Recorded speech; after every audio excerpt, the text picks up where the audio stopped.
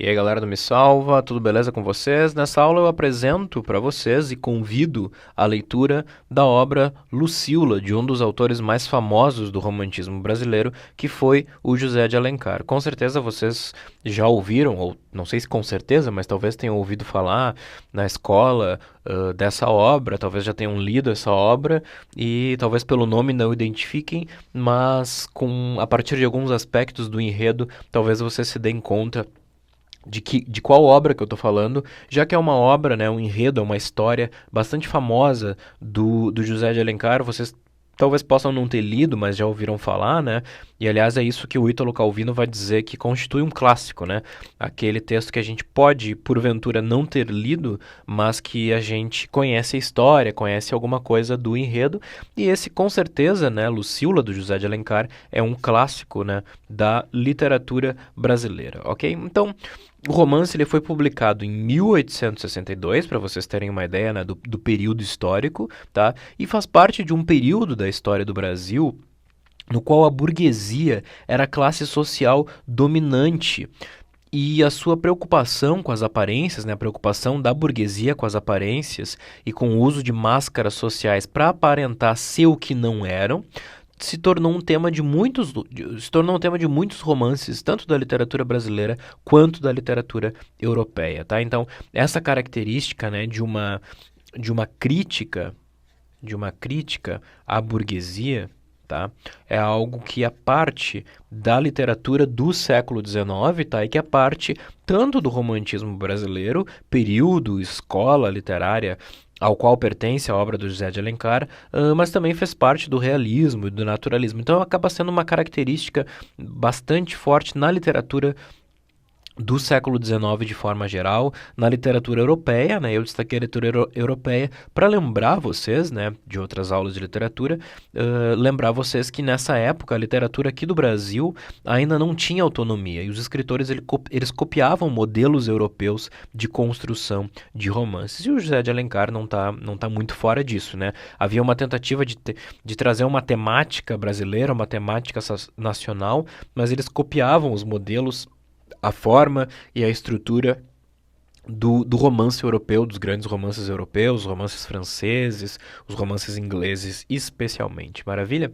Então, vamos falar um pouquinho, né, alguns tópicos para vocês se situarem no enredo e também para deixar um estímulo aí para buscar essa obra, para ler essa obra, né? A gente pode considerar que essa aula, como outras aulas de obra, né, são pré-leituras, né, para facilitarem um pouco a leitura de vocês. Maravilha? Então, em termos de enredo, né? O texto do Alencar, tá? Ele narra a história da Lúcia, tá? A Lúcia é a protagonista, certo? E ele vai narrar a história da Lúcia, que é como destaquei aqui embaixo, a Lúcia é uma cortesã, ok? Então, caso vocês não conheçam essa palavra, tá? Cortesã significa uma palavra antiga para prostituta, ok? E muitas vezes é associado então a prostitutas de luxo, né, que atendiam a um certo grupo social, tá? Então, a Lúcia ela é a protagonista da obra. Ok? No entanto, apesar de ela ser a protagonista, a história da Lúcia é vista através dos olhos de um homem, tá? Então, o narrador da obra é o Paulo, tá? O narrador do romance é o Paulo, e ele nos conta sobre, então, basicamente, o que a gente vai ter é que o Paulo nos conta sobre o Paulo ele é pernambucano e ele nos conta sobre a sua chegada no Rio de Janeiro. E onde ele encontra a Lúcia pela primeira vez, né? Sem descobrir que a Lúcia era uma cortesã, o Paulo ele se apaixona pela jovem, tá? E é interessante destacar, né, para a reflexão que eu vou fazer daqui a pouco, para a gente pensar na obra um pouco mais criticamente, que inicialmente o Paulo ele vai ver essa jovem como inocente e pura, antes de descobrir que ela era uma prostituta de luxo, tá? Ele vai ver ela dessa forma, mas mesmo depois, né, vamos pensar, eu já vou falar daqui a pouco em valores moralistas, né? Mesmo depois que ele descobre que a Lúcia é cortesã, ele continua vendo nela essa jovem tá inocente e pura, ok? Então o que acontece, imagino que vocês, se não conhecem a obra, já se deram conta, o que acontece é que os dois eles vão se apaixonar. Então é uma história de amor, né? E o Paulo e a Lúcia, eles vão se apaixonar fortemente, tá? É recíproco esse amor, certo? E mas o fato, a relação de amor inicial entre eles é conturbadíssima, tá? É cheia de indas e vindas. Mas o fato é que a Lúcia ela também sente algo pro Paulo e a gente percebe isso porque ela quebra a sua regra, tá? De não se permitir ficar com o mesmo homem várias vezes. Ela acaba ficando com o Paulo várias vezes, né? E o que acontece, né? O que é para a gente pensar reflexivamente sobre essa obra, tá? É a questão do amor idealizado, tá? Todo o amor desses dois personagens aqui, ele é completamente idealizado. E aí cabe a gente lembrar o contexto sócio-histórico. É uma obra romântica, ok? E o romantismo ele traz um amor idealizado e a obra, né, as obras românticas muitas vezes vão assumir os valores moralistas da sociedade da época, né? E, em primeiro lugar, né, esse amor é idealizado em que sentido, né? Ele é idealizado em mostrar que a Lúcia, tá? Ela é devassa, ela é suja por ser prostituta, mas que apesar disso, ela tem uma alma boa. Então, na alma, né, esses personagens se conectam na alma. Então, ele é um amor platônico, ele é um amor que tem uma característica católica, né, de condenar o corpo e valorizar o imaterial, como se o corpo fosse o lugar do pecado, né? Tanto que a gente vai perceber isso, né, em algum momento da obra, quando a Lúcia está muito doente e eles não podem ter relações, então são só carícias, quer dizer, o corpo está fora, né? Então aí é que o amor é puro. E essa é uma visão completamente questionável, né? Porque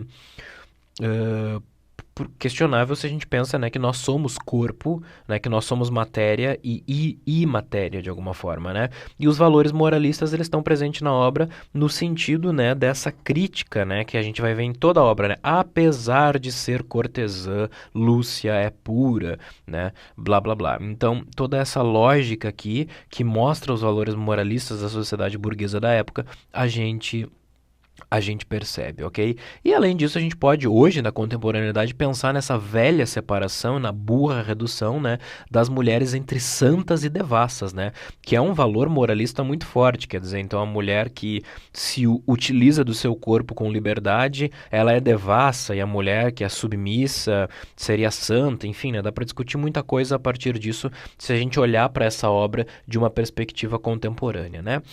É muito interessante, eu trouxe para vocês uma frase, eu estava reolhando o livro, folhando o livro, e eu caí bem nessa frase aqui, né? A Lúcia dizendo, o meu corpo é pasto de homens, né? E é muito interessante a gente observar que em vários momentos do livro, né? A Lúcia, ela se sente completamente envergonhada, né, quando Paulo lança um olhar para ela, mas ela é extremamente ousada, né, com os outros homens, né, é que a gente percebe essa separação entre o trabalho dela, talvez, e o sentimento de amor e o sentimento de paixão. No entanto, a gente vai descobrir, né, à medida que a obra avança, que essa personagem da Lúcia aqui, a gente vai descobrir por que que ela se tornou uma cortesã, e a gente vai descobrir nela, né, e essa é a perspectiva que o José de Alencar vai trazer, a gente vai descobrir nela, então, uma heroína, tá? Porque em determinado momento do romance, a Lúcia conta ao Paulo a história da sua vida, né? A triste história da sua vida, né? E a história da vida dela, e aí é legal a gente até destacar, né, alguns outros personagens, tá? Porque esses outros personagens aqui vão nos ajudar, então eles são parte, né, do que é, então, a história, tá? A história pretérita da Lúcia, né? Então, em primeiro lugar, o que acontece, né? A família da Lúcia, tá? Ela sofre um surto de febre amarela, tá? Então, a gente tem a questão da febre amarela, que abate a família da Lúcia, dessa personagem principal, da protagonista, em 1850. E para poder comprar os medicamentos, né, para os enfermos, para a família enferma, ela pede dinheiro para Couto, esse personagem aqui. O Couto é o vizinho dela, né? O que acontece? Esse cara aqui, ele vai se insinuar sexualmente para ela, e aí a Lúcia, não vendo alternativa, ela acaba cedendo e recebendo dinheiro, né? No entanto, o pai da Lúcia descobre, tá, que ela se prostituiu e expulsa ela de casa. E ela então é acolhida por uma prostituta que a coloca nessa vida de prostitutas de luxo. E para evitar a vergonha, né, da família, né, para que o nome dela não fique conhecido como uma prostituta de luxo, o que que acontece, né? Ela morava com uma outra prostituta, né? E essa prostituta se chamava Lúcia. E aí a gente descobre que, na verdade, a personagem protagonista, ela se chama Maria da Glória. Ela se chamava Maria da Glória. E ela morou com uma prostituta chamada Lúcia, tá? E quando a Lúcia, essa prostituta colega dela, companheira de casa, de quarto, morre, né? Então a Maria da Glória, ela aniquila o seu nome e ela passa a se chamar Lúcia, né? Para evitar a vergonha da família, né? Acontece que toda a família da Maria da Glória, agora vocês sabem que o nome dela é Maria da Glória morre, menos a irmã, a Ana, ok? Mas a Ana vai receber ajuda financeira, né, da Maria da Glória, tá? Que acha que o dinheiro vem dessa tal de Lúcia, né? Não sei se compreenderam, né, o jogo de nomes aqui, certo? Então essa história, né, dessa cortesã que acaba sendo uma heroína, né? E aí, né, até já revelei um pouco mais do enredo, mas é pra gente fazer essa reflexão, né? E aí pergunto pra vocês, né? O final da obra, o final dessa obra vai ser feliz, né? Então a Lúcia e o Paulo, eles vão ficar juntos, eles vão realizar esse amor, né? O que que vocês acham, né? Um livro que está assumindo valores moralistas, né? Um livro que separa corpo de alma, que vai entender essa personagem como suja no corpo, mas pura na alma, né? Um livro que está traduzindo valores burgueses, né? Vocês acham que uma cortesã ficaria, né, com um homem, entre aspas, né, respeitável, né? Tô fazendo uma brincadeira aqui com esses valores moralistas, né? Certo?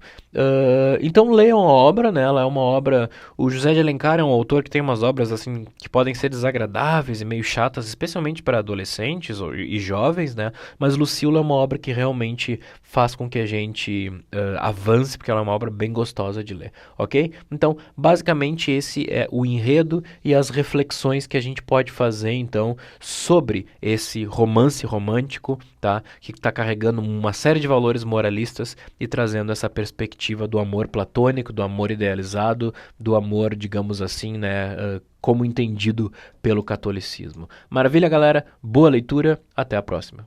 Gostou da aula? Então curte, comenta e compartilha. E no link da descrição do vídeo, você pode baixar um kit feito especialmente para o vestibular da UFSC ou então acessar o nosso fórum de dúvidas. Se inscreve no canal para não perder nenhum conteúdo. E até mais!